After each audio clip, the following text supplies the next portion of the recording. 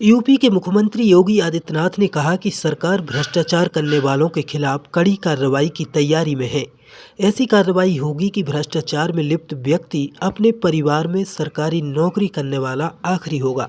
CM Yogi Adityanath Gonda में जिला मुख्यालय के मेडिकल कॉलेज सभागार में गुरुवार को मुख्यमंत्री युवा उद्यमी योजना के तहत मंडल के 1423 लाभार्थियों को ऋण वितरण के लिए आयोजित समारोह में बोल रहे थे। मैं सभी युवा उद्यमियों से कहना चाहूंगा, या ओडीओपी के अंतर्गत या विश्वकर्मा श्रम सम्मान के अंतर्गत जो युवा या जो भी उद्यमी उत्तर प्रदेश में निवेश करना चाहता है, उन सब से मैं कहना चाहूंगा वे धैर्य के साथ अपने निवेश को आगे बढ़ाएं। सरकार का सिंगल विंडो सिस्टम उनकी मदद करेगा, निवेश सारथी उनकी मदद करेगा। अगर कहीं पर कोई बेईमानी करता है, आप उसकी एक कंप्लेंट केवल मुझे कर दीजिए। भ्रष्टाचार जो घुन की तरह व्यवस्था को खोखला कर रहा है, इस पर बड़े प्रहार की तैयारी के साथ सरकार कार्य करने जा रही है।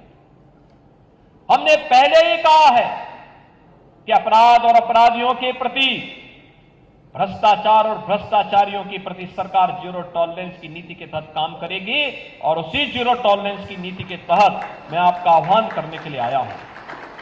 अगर कोई आपसे कहता है कि लोन दिलाने के नाम पे हम आप पैसा दीजिए, हम पैसा दिलाएंगे, कतई विश्वास मत करिए। सरकार के पोर्टल पर जाइए।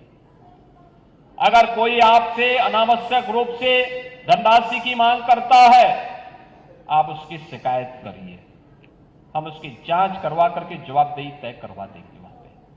और याद रखना, जो गलत तरीके से आपसे पैसे की डिमांड करेगा, याद रखना, मुझे लगता है कि वह व्यक्ति अंतिम उस परिवार की सर्विस होगी, उसके बाद फिर कभी कोई सरकारी सेवा में आने वाला नहीं है। फिर उसके बाद कभी उसको अवसर नहीं मिलने वाला है। इतनी बड़ी कार्रवाई कर देंगे कि वह एक नजीर बन जाएगी। और बहनों और भाइयों, ये घुन को समाप्त करने की आवश्यकता है, सख्ती के साथ इससे लड़ने की आवश्यकता है। और ये तभी हो सकता है जब समाज सरकार के साथ खड़े होकर के इससे लड़ने के जज्बे के साथ तैयार हो सके। आपका विकास आपके लिए है, आने वाली पीढ़ी के लिए है, उसका कोई विकल्प नहीं हो सकता। हमें ऐसा अवसर वहां पे प्रदान करना चाहिए, ऐसे अवसर सृजित करने चाहिए आने वाली पीढ़ी के लिए।